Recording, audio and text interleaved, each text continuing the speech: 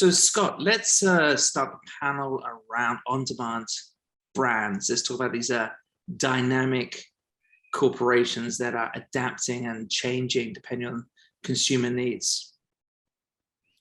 Awesome. Thanks, Piers. Thank you to everyone in the audience. And of course, thank you to the speakers. Very excited to have this conversation today. And as Piers mentioned, we're really kind of discussing this idea related to our upcoming Future of Retail report on what we're calling an on-demand brand. There's a lot of different ways we're thinking about this, but really for me, it's how brands get closer to their consumers, whether that actually means physically closer or finding new ways to create value in their lives. So as we sort of jump into this conversation, I want to just take a look at kind of the consumer point of view a little bit, and the way shopping is happening today. We're at this sort of point in the culture where 24/7 access and immediately sort of availability of everything is driving a lot of expectations in the market, both from a business point of view and obviously consumers have these expectations. This has led to a lot of amazing innovation, but we're also seeing that these things, faster delivery, making sure that there's always in-stock availability of items, is leading to overproduction, impacts on the environment, problems with workers, et cetera. And so I'd like to just sort of start by talking about what we see as sort of the responsible way of thinking about some of these aspects like delivery, assortment, et cetera. And I'll open that up. I don't know if anyone wants to kick us off in this context. To jump in on that, and excited to be here with everybody. You know, I think what's interesting about what you just kind of said to frame the conversation is that we're talking about getting things on demand, in real time, close to consumers. And yet right now, if we look at what's kind of going on in the world, we're seeing a lot of supply chains that are like fractured and broken, and a lot of shortages, in key components, bottlenecks at ports from China to California, and a lot of higher raw material and shipping costs, which obviously make that kind of on-demand challenging. And clearly we're here today because all of us are about building solutions and driving for a future, where these supply chains are more on demand, more local, more digital and innovative, and more sustainable. But how do you solve for those challenges to get there? And, I think thinking that through while we have these challenges going on in the world right now is actually a real opportunity. How do we leverage what all of us are doing and build for that future so businesses can not only survive, but truly thrive? So excited to see all of those challenges turned into big opportunities going forward. Yeah, I don't know if I'll just bridge a little bit, and then I don't know if anyone wants to jump in there, but I think it's interesting. This kind of came up in a previous panel, just this idea of, the moment that we're at right now with the supply chain as it is, and it's sort of causing all of this this moment of reflection. And as we think about the holidays coming up, some of the challenges that's gonna create. So I don't know, Helena, you obviously as a small but growing brand are sort of thinking about production on a very sort of local level. What are your sort of thoughts on, as the brand grows, how do you kind of keep that going, so to speak? Sure. It's something that's been really important to us from the beginning. I came from Silicon Valley, where I watched DTC take over every other industry, and you have to be mindful of it, knowing that D2C does complicate supply chains. It does create more waste. So for us, we really wanted to map a strategy from the beginning. So that means supporting responsible contributors to supply chains like organic farmers instead of conventional producers, and sustainable packaging companies that use post-consumer recycled materials. We also, like you said, we make the product ourselves. We wanted to do that from the beginning. We'll keep doing that. And that allows us to be really efficient and not overproduce inventory, which is really rare for a CPG company that's growing the way that we are. And we do things like compost all of our leftover materials, and we power a production facility with 100% renewable energy, things like that. But one of our real motivators for being successful is actually to prove to our corporate competitors that these things are important to the consumer, like it is good for business, and focusing on quality and sustainability will actually help you gain market share. Like if that actually is a message that corporations get from this, then I feel really good about what we're doing. Yeah, it's interesting. I'm sure there are obviously advantages to having that sort of intention in place as you're sort of building a business versus, then retrofitting things after the fact, but that doesn't mean it's an impossibility for businesses to do sort of moving forward. Certainly when they have that scale as well. Nick, I'm curious, the technology behind Fusion is this sort of 3D imaging idea. And I think one of the things that I might be making leaps here, but one of the things that I think this enables is a more robust way, not only for businesses to sell to consumers, but also for consumers to sell to one another. And I wonder if you see that as, I don't know if the technology is already being used in that capacity, but once we sort of, as we talk about supply chain and things like resale as a sort of component of that, if you see that as being a path forward in terms of how the market kind of shifts in some ways too. Yeah, no, absolutely. I think when you talk about the consumer experience today, even with supply chain issues and demand for goods, I think, the experience still has to be there. Some consumers will tend to wait a little bit longer than others. I think that's just in the consumer dynamic. But what we do at Fusion is allow for, especially in the automotive space, we allow dealers, wholesalers, even customers from a private buyer standpoint to provide an experience of looking at the car as if you were in front of it, whether it's from your living room or your mobile device or from your computer in your office. It allows for that engagement that I think, we all expect today, like we are on social media all day long or constantly receiving those messages. Our AI technology allows us to image vehicles and put them right in your living room. So I think that engagement will continue to progress, and it will be a paramount point to how dealers and wholesalers continue to sell vehicles in the future. Philip, so one way we're thinking about this idea of on-demand brand is really this idea of finding a way to get closer to consumers. And for us, we're thinking about this from the standpoint of proximity, personalization, maybe showing up in customers' lives in different ways. With this as the backdrop, I'm curious to get your point of view on what you see as the big opportunities for this idea of closeness in terms of the sort of retail landscape and how brands are engaging with customers. Yeah, absolutely. I think we were starting to kind of see signs, kind of pre-pandemic, of where things were going within the retail environment. You were starting to see more experiential, and I think that kind of obviously got put on hold over the last year and a half. But also at the same time, I think what happened is that people were craving community. They wanted to understand kind of who they were buying things from. You saw this kind of movement towards, I think, wanting to help kind of your neighbor, the small businesses. And I think, while there's still obviously a great demand for being able to get things in a very quick period of time, and there's this notion that we're still going to see a lot of online and e-commerce will continue to grow, but at the same time, there is this notion and idea of understanding like who's making the product, where are they coming from, and really building this kind of sense of community, because supply chains are really being constrained, obviously this holiday season, and at the same time, you're going to see people are probably buying more local, reaching out to their kind of local merchants, and and you see storytelling becoming really big with a lot of retailers really trying to kind of connect with that kind of more emotional kind of one-on-one.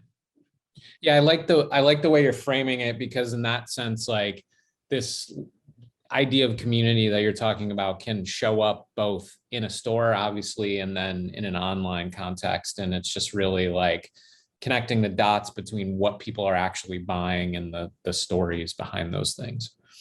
Yeah, absolutely. I mean, you see that a lot where, you know, it's like you want to understand kind of who the maker's story, who you're buying from. And I think I've been impressed by a lot of the innovation that small businesses have shown, also their adoption towards new forms of technology, which you just necessarily didn't see kind of in years past. And I think you kind of bring that into all of a sudden now with so many of the tools out there, you know, those small businesses can be, you know, competitive because there's so many kind of retail tools that are being provided that, you know, just didn't exist a couple of years ago. Yeah, it's great. I mean, it's so easy to get sort of always be speaking about the big brands that are kind of doing things in the marketplace and forget that there's a lot of innovation coming from that sort of like bottoms up level, you know, in many cases out of necessity. So that's really great. Providing those tools and technologies to anyone who's selling, I think, is so important to increase that level of engagement and just kind of change the equation, so to speak. I want to turn to you for a moment here, Christian, and you know, again, sort of open-ended question here, but you know, as I mentioned at the start, there's this idea that we're exploring within on-demand brand that the brands are looking for ways to get closer to customers, proximity, personalization, integrating themselves into customers' lives. As you see that, look at that as the backdrop. What do you think are some of the big opportunities for brands to be exploring within this space? Yeah, sure, thank you. So I wanted to, it's kind of interesting. I think the question that you started with the supply chain, I think it's really one of the many examples, COVID and before that, it just points to the fact that the fashion industry has been sort of in this death spiral for the past, you know, couple of decades, right? Where you have sort of more, faster, cheaper, you know, it's killing our planet, right? It's like the second most polluting industry. It's hurting our people. It's eliminating, you know, bringing jobs in different places in the wrong way. You have all kind of child labor is going, you know, like you read that every day. You have this incredible push to crush designers. I mean, it's like you have this whole move towards independent creators being crushed by sort of a handful of things that get concentrated in this sort of manufacturing hubs that promise a bunch of things, but in essence are just driving towards this consolidation of how do I make this faster and cheaper. And also the consumer, as you rightfully asking, are demanding a different kind of experience, right? So from timeline to TikTok, they want to, you know, we are living in the age of 1,000 true fans. I mean, that's really all that matters and drives. So how do you build a brand that can communicate with those true fans in a way that's sustainable and valuable?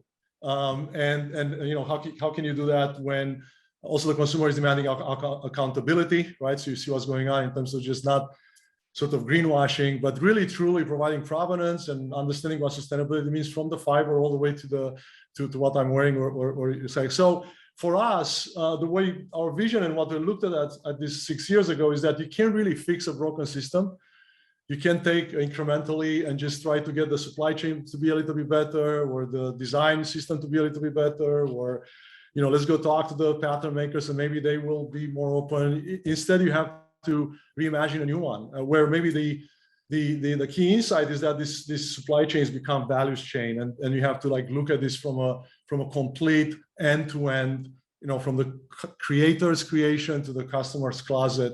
You know, what does it take to build a sustainable, transparent system that takes advantage of sort of the technologies that Nick is talking about, whether it's blockchain or AI, but more importantly, it takes this sort of legacy way of doing fashion, which is design, make, sell, waste, to something that's design, sell, make. This garment I have behind me doesn't need to exist until when and where is needed.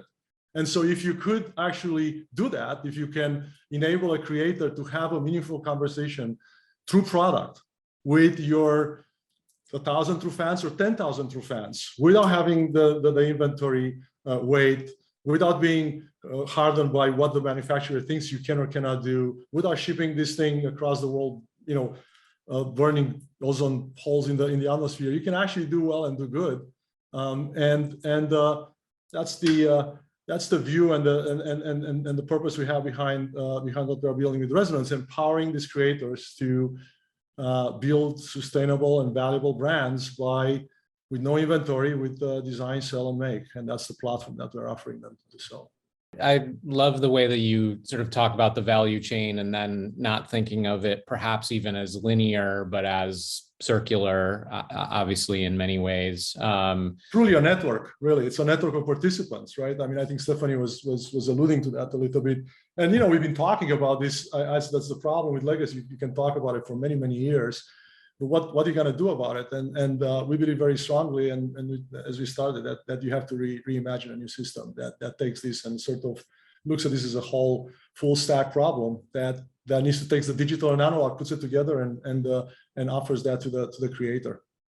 A couple ideas there that I want to dig into. I mean, obviously, you mentioned the sort of manufacturing and supply chain component of it. There's obviously a sourcing component of it that I want to explore there. And then there's the sort of business model that is supported by some of this as well, which I think we can get into. But maybe Stephanie, recognizing that you are very much sort of immersed within the idea of sourcing and looking at new ways to kind of take what previously would have been wasted and sort of putting that back into the sort of manufacturing process, et cetera.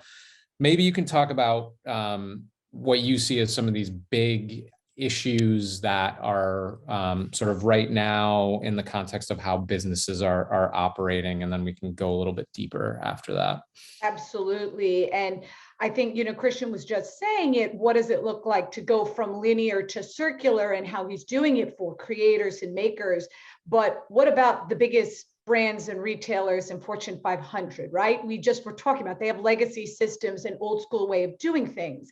And I'm really passionate about how we can leverage technology and existing resources to unlock that for companies from the biggest to the smallest and startups and creators and makers. And you're right, we do that by leveraging what's already out there and democratizing access to dead stock and resources. And what's funny is when I first started looking at this issue of supply chain waste and inefficiency, it's really bad, of course, as we talked about, for people and planet. But it's also bad for a business's profit, right? Waste is expensive. It eats up now up to 15% of businesses' bottom line, and it's growing through COVID. So there is value in economic reasons that I think that people don't always realize for them to adopt solutions that are more sustainable and more circular. You can actually take your waste, your dead stock, whether it's raw materials or finished goods, you can actually sell it through marketplaces like ours, and then take all that money that you make and put it back into doing more good work in your supply chain. You can pay your workers more. You can use more innovative, sustainable materials. You can digitize, right, and optimize parts of your supply chain without your overall CapEx expenditure going up.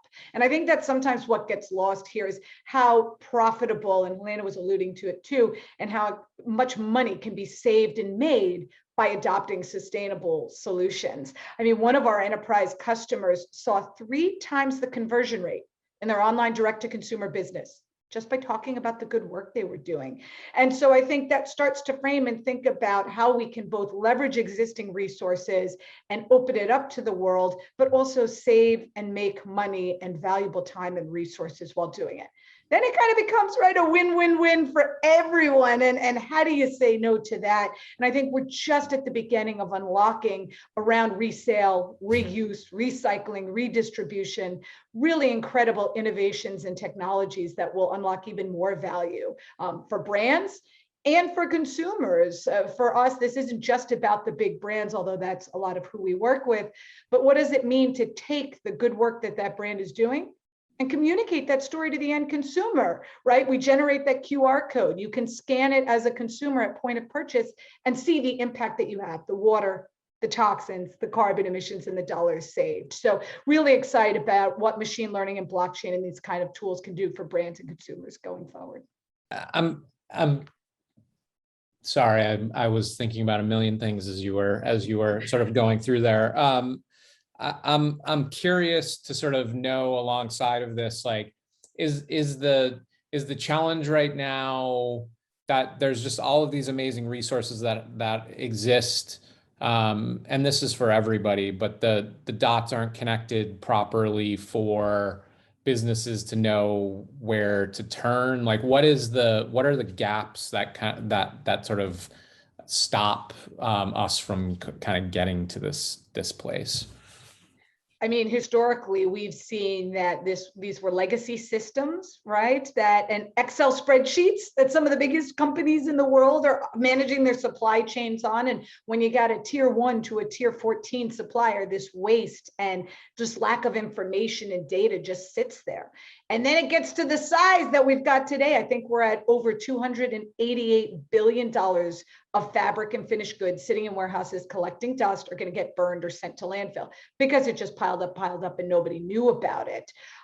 So I think, again, unlocking opportunities where we spend a lot of time with our software and tools. How do you find this waste and get it quickly and easily from a warehouse to the web and into buyers' hands? Because that's right, the magic and the secret sauce. And then going forward, that unlocks a lot of opportunities. Now that you know about this waste as a business, you know where it sits, where it came from, what it's made of, who it goes to, you can actually, most importantly, minimize that waste going forward. And right, that's the ultimate goal. Hopefully I write myself out of a marketplace business because we've solved the waste problem, but we got a bit to get there, that's for sure. If I could just add a couple of things, I think that's true. There's definitely, and I totally agree, there's definitely a need for understanding, the reuse and recycle sort of aspect of what they're describing. But I mean, to deal with waste, it's don't have waste in the first place. And so it's not that they never knew about those things accumulating in the warehouses. They obviously knew. Why do we have waste in fashion? Well, you are on a calendar of 6 months. You have to lock in your designs 3 months prior to that. You have to buy a minimum of 100,000 of them, or 10,000 or 20,000. And that which doesn't sell, you have to figure out a way to do something with it. So what do? You discount it, and you discount it again, and then maybe you get Stephanie to look at it, and then after that you burn it. And so 30% of what is being made in this industry gets burned so that the brand doesn't get diluted. And so you can solve that by using the old system. So these dots you are talking about, you can't just you can't get yourself out of this by having a hybrid car. You have to get to an electrical car. You have to understand what it means to save this planet by reimagining what it means to drive and what it means to have an experience. It's the same thing here. And so I think we see, talking about large brands, we have large brands on the platform. What happens is there is a move for these large brands to get to customization and personalization. It's not that the brand is trying to change, the consumers are demanding it. And so I want to understand how transparent this supply chain is that you are using. I want to customize the thing that I'm looking at. And so it's a great platform for a large brand to take that signal.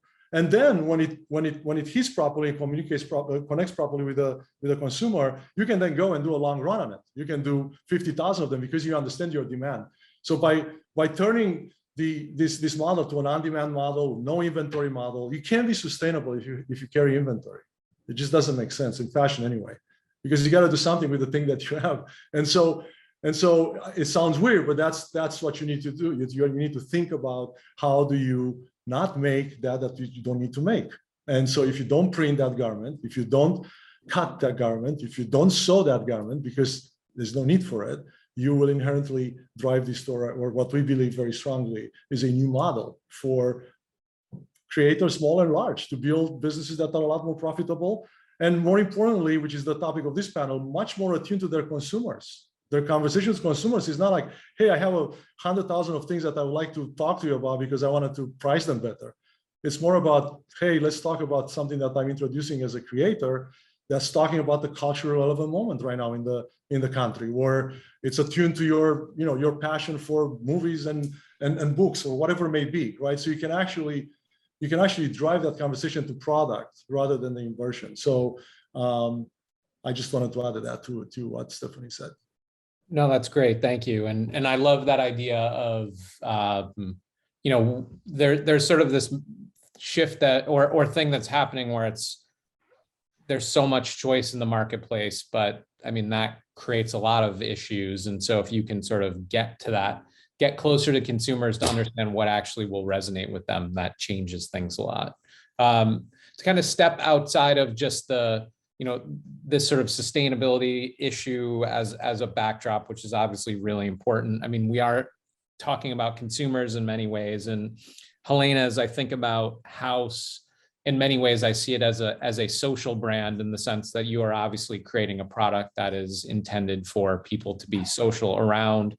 But I also feel that a lot of the success of your brand early on has been the relationship that you've had with your customers. And so, you know, if we want to think about the best practices in terms of building community, communicating authentically, engaging with customers, what are some of the things that you've learned during, you know, throughout your career, but then specifically through the context of Hous? So for us, it was really launching a product that solved a problem that we had ourselves. You know, we were looking for a better way to drink, something that wasn't corporate, it didn't make us feel terrible, that generally matched our values as consumers. We just couldn't find it in booze.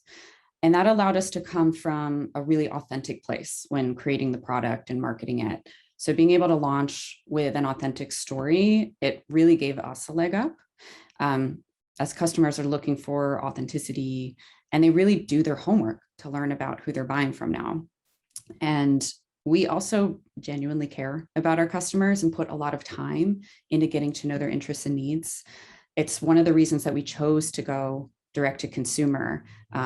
Most people don't realize we're the first direct to consumer company in the liquor space ever, which is crazy to say.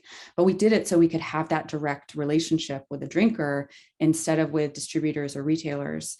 And the dialogue that we can have with our community then informs how we develop our products for them. So that's there's a lot of good reasons for us building the business the way that we did. And as you think about that sort of scaling, alongside of the business, does anything need to change, or is it just making sure that that is something that remains at the sort of forefront of what it is that you're doing? Yeah, the philosophy kind of carries through as we grow, right? Like a good example is us moving into wholesale. As restrictions open and people are going out drinking again, like we want to be there for our customers wherever they are, whether that's in their home or an industry event or just their neighborhood bar. And because we have data from direct to consumer sales and we have this direct line to our customers, we can be really mindful in how we do it. Like we can focus on neighborhoods where we have a high customer concentration. We can find out from our community where they want to see us. And it makes wholesale much less of a guessing game for us and a more focused move to just meet our community wherever they're drinking. And again, that all goes back to supply chain, right? It's like we make our product, we can make it essentially to order. And it's even more important as we go into wholesale, like we want to make sure that the accounts that we go through are selling through our product, and that minimizes waste, it minimizes crushed product. It's better for everybody. Amazing. Yeah. And I want to return back to this in a minute, but I want to turn back to Nick here. Obviously, we've talked about the sort of technology that Fusion has created, and I think there's the sort of current use case for that technology, and then obviously there's this interesting layer of the imagery and then the AI that you are layering on top of that to be to sort of layer in information on top of the imagery that you're creating. I'm curious to know, it feels like it opens the door for me to a lot of sort of interesting post-purchase use cases, perhaps in terms of how that changes the relationship. And I think so much of the issue for brands is that they get to a transaction and they just kind of disappear. Sure. I wonder if you can just kind of talk about what you sort of see in that sort of context? Yeah, so obviously the AI imaging that we do now allows for a lot of transparency to exist between wholesalers, dealers, and consumers to understand that condition of the vehicle, right? And that's all just buying and selling vehicles. But to your point, when we take a look at other industries, whether it be insurance, collision, repair, other things that are involved with the car, this technology can be applied to all of those to help and improve all of those industries, which to me continues to increase that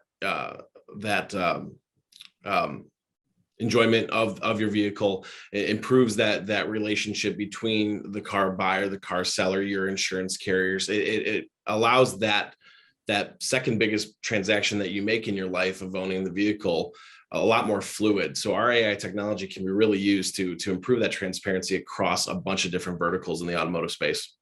Yeah, well, it sort of opens the door to me to this notion of, and this has come up in other conversations that PSFK has had throughout various events, but the sort of end product itself becoming or remaining a touch point throughout the sort of purchase journey, which begins to sort of enable a lot of the things that we've already talked about. But there's an opportunity for the brand or whoever the seller to continue that relationship, open it up to more services and things of that nature. And obviously continue that sort of resale. Does Fusion think about this notion of digital twin? Is that like a concept that has come up in terms of that, the broader applications of this technology? Absolutely. I mean, when we think about the automotive industry, I think Stephanie said it best. A lot of these big companies have legacy systems.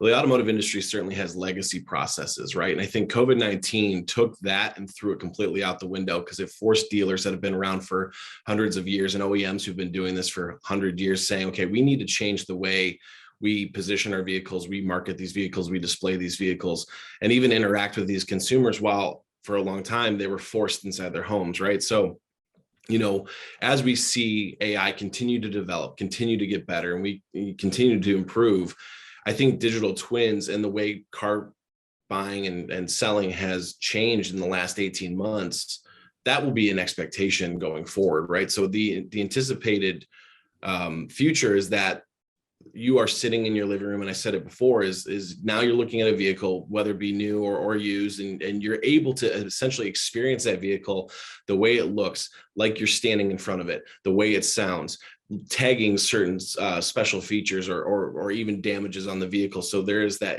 absolute increased transparency in the vehicle. So that way, when you finally get to experience the actual physical product, whether it be delivered to your driveway or you go and pick it up from the dealer or seller, it's exactly, if not better than what you experienced at home. So I think it's absolutely paramount in the automotive industry that this digital twins and the AI-based imaging that we are doing continues to be lockstep. Amazing. And Christian, I want to sort of touch on this because I know within the context of Resonance, you've developed a digital tagging system as well. And this really kind of brings to life that idea of, this history that follows along with a particular product. Can you talk a little bit more about what this is and sort of what that tagging enables when it's put in the context of a garment? For sure. It's very interesting that we talk about it as a tag. It's not a tag for us, right? It's a meaningful part of the garment. And so part of the problem with the tags is that you can scan a tag and get the information, but you have no provenance of any kind. If someone declares that their supply chain is, 10%, collects 10% more sun, and such that by 2049 there will be, better on CO2 emission. That's one thing. But actually tracing down to the fiber, from the fiber all the way to the customer, and understanding the amount of picoliters that you're using to make the garment, the labor that you're using, and not just as a way for the one garment, as we call it, to have a provenance base, but also for the brand to have a meaningful conversation with their customers. Right. So at the end of the day, it's not just about the economic value that you want as a brand to provide, but it's also the social and environmental value. And I think more and more of the type of things that we're talking about here is that the consumers are demanding that level of conversation with the brands, and they are choosing these brands more and more for that level of transparency and provenance. So the one code, as we call it, what we developed, and it's basically digitally printed. At the same time, the garment is digitally printed. It's not something you sew afterwards. It's not something that you tag on it. It's not something that you paste on it. It's a piece, if you like, a part of the garment. And that enables us to offer brands a very, very important collection of powerful value because they can talk about provenance. You have IP protection. You can use it for social selling, right? So your friends can go in a place, they can scan the code, they understand how it was made, they can buy it, and so it's a completely new way for the brand to leverage something that in the past may have been considered a tag or a label or what they call in the industry a trim, right? So like you just have these things in some place in a box somewhere, and then you make 100 of things, and then you just sew these things in. And I think what we're talking about here is, the sustainability, the platform itself, the value chain, this new value chain we're talking about, has to be sustainable in an inherent way. It's not something you can tag later on it. So that's what the one tag, the one code provides for, as opposed to a tag that you put on a garment. It reminds me of traditional weavers sort of like weaving their signature into the context of a rug. It's great the way that you talk about it. Well, I mean, I think that's interesting. What's fashion without creation?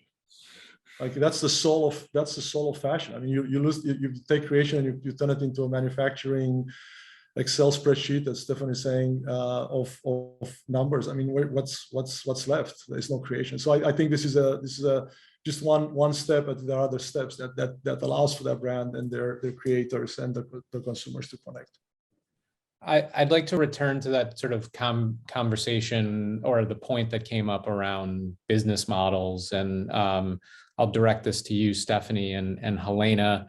Helena, I know you have a new subscription model that you're using within the context of Hous, and I know that we've touched on the sort of idea of new business models. So I wonder, maybe Stephanie first, within the fashion industry or beyond, like what are some of the ways that these new models that are sort of cropping up in terms of how companies are selling to customers differently today? I've been so excited to see the new models and the new opportunities that have emerged to satisfy that triple bottom line we've been talking about: people, planet, and profit. And one thing I was going to mention, I think is so interesting here, right, is you have so many different industries represented. We have fashion, we have foods, and alcohol and CPG. We've got automotive. What does it look like in these future business models to be able to unlock value and resources and technologies and share them across industries? And I think for me, as we look towards 2042 and beyond and more on demand, finding those cross-industry synergies are going to be so powerful. We're already starting to see it with what we do and selling some of the unused textiles into automotive, aviation, computer electronics going forward. But, in terms of your specific question around business models, I think, and the biggest companies in the world obviously are supporting it and believing it because they're starting to do it too in these models around reuse, recirculation, recycling, redistribution. And obviously, especially for the bigger companies, they're not doing it just to be nice, right? Or because they're also doing it because it makes business economic sense. They see a bottom and a top line that improves because of that connection with their consumer. And we touched a little bit on what it means when you get the goods to the consumer and they read about it and they see at point of purchase the impact they have. But what does it mean to continue that all the way through to end of life and back around again? To tell that customer how to repair that garment when it needs to be repaired, to tell them when it does eventually want it, if they don't want it anymore, how to consign it or redistribute it to someone else, or eventually when it reaches an end of life, how do you gamify it and give them an incentive and an impact to go recycle it at some center and get points and loyalty credits and tokens for doing that? I think those are all the really interesting touch points with a consumer and business models that we're just starting to continue to explore and unlock value in. And as I kind of started saying this, beyond just fashion, what does this mean across industries to connect those dots? And so a lot of really cool opportunities and new business models growing coming forward. Excellent.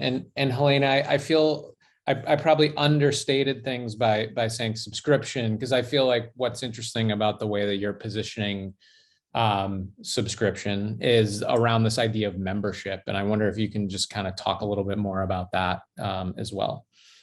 Oh, for sure. I mean, we've done just about everything possible differently than the traditional industry. I mean, it's hard to come up with, you know, a list of 5 things that we did the same. And it's served us well in a lot of ways. Again, we've been able to build a business in accordance to our values and also what customers today want. But it hasn't been easy to do, you know, like even from the production standpoint, we wanted to make it ourselves. It was really important to us and we were good at it, but we had to build a production facility. I have 4 warehouses in Healdsburg and machinery and equipment. And it takes a lot of time and money to set that up. And you can only imagine going out fundraising to build a bunch of warehouses is not easy when VCs would rather just put money into growth.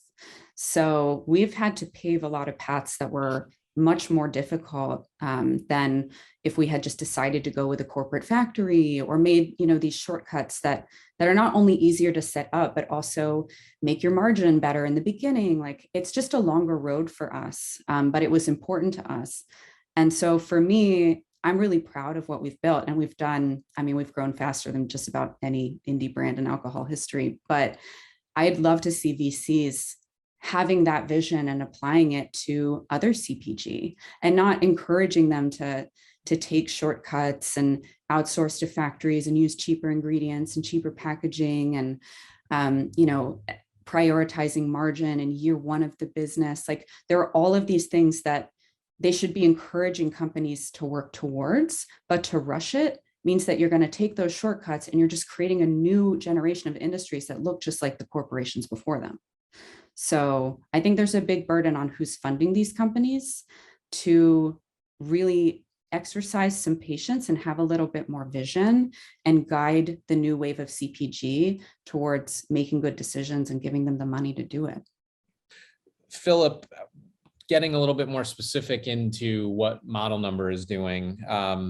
Obviously, there's a business model that's in place that's kind of rethinking the way furniture is sourced and ultimately manufactured. And there's, as part of that, there's this sort of micro manufacturing idea that you are sort of an early innovator in the space. And that's happening sort of on demand.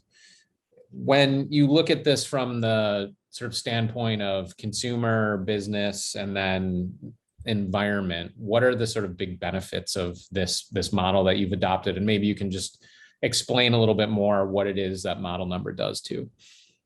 Sure, yeah. I think on its face, you know, Model Number is, you know, we are a home furnishings brand. And really the premise behind what we're doing was, you know, can you take an industry which has been very tired, same business model, same business practices for many years, and try to, you know, find kind of new and disruptive ways to bring products to market. And so through, again, technology, through through digital fabrication and you know, other means of manufacturing like 3D printing, you know, we're looking at the environment to say, hey, look, okay, you've got a product that today, a lot of it was traditionally manufactured in the United States, but then kind of moved offshore. Because it's offshore, even before this year, you had supply chain constraints, like when trying to customize products. So anytime you'd ordered furniture that was customized, it would take you, you know, maybe 4+ months to get something. Now that could be 9+ months. And so what we're saying is like, one, how do you get products to consumers faster? How do you do it in a way that allows them to customize what they want in a product that fits their home? And then lastly, you know, one, I think you always have to be, it has to be rooted in great design, but at the same time, then also how do you do it in a very kind of environmentally friendly manner? And so what we're doing is we're using on our 3D printing side, we're using plant resin and agricultural waste to make our the products. And then we're also looking at more sustainable means to, by using, we talked about localized manufacturing. Everything is manufactured here in the US, and we're also starting to deploy microfactories. So the idea meaning is that we will start to manufacture goods closer to the end consumer. So, if you live, regardless of where you live, I think our long-term goal is to be able to manufacture within about 100 to 150 miles of the end consumer. Wow, that's amazing. That's really interesting, because then that's almost like farm to table furniture in some instances. Yeah, absolutely. I use that reference kind of a lot. I mean, if you think about sustainability, I mean, it's kind of an empty word in a lot of cases. And what does that really mean? And so you'll hear brands say that, that their products are sustainable because of maybe the materials that they're using.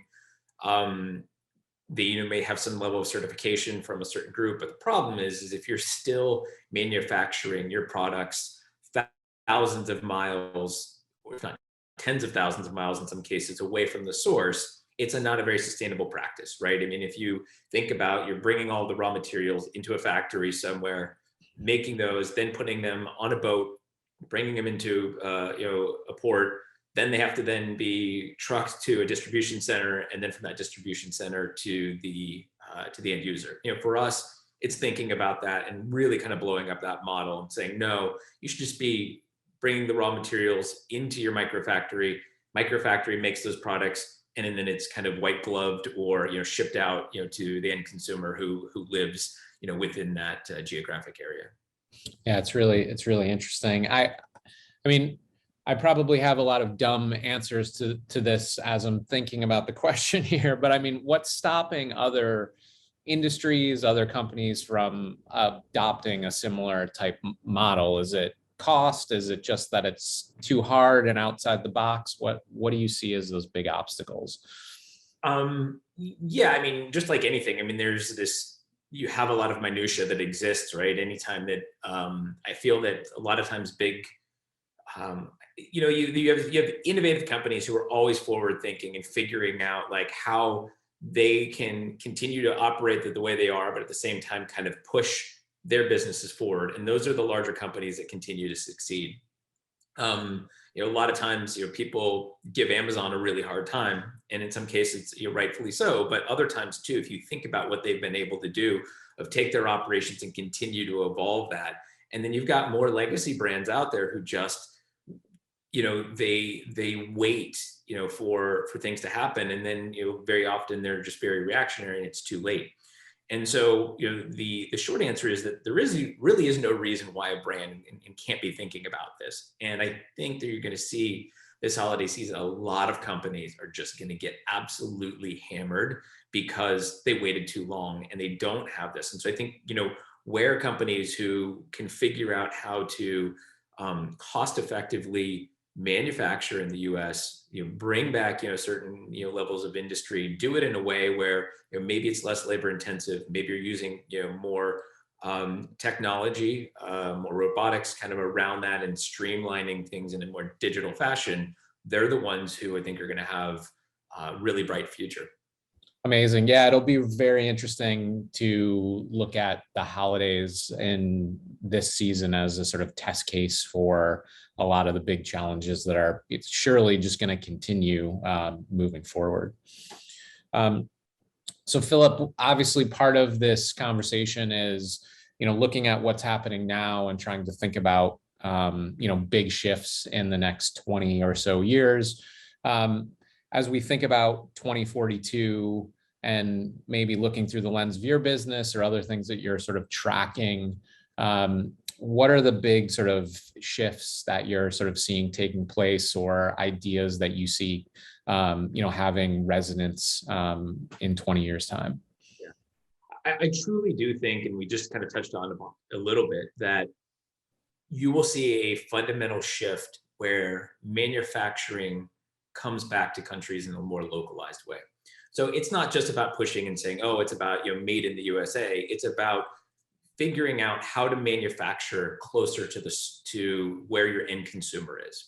Because as at one time it was very, if you look at kind of manufacturing, even though we were moving to a more globalized economy, you started to see this shift that was happening especially in the US in the 60s and 70s, where a lot of manufacturing jobs were leaving the country and they were going to places where labor was cheaper, because labor was the number one cost.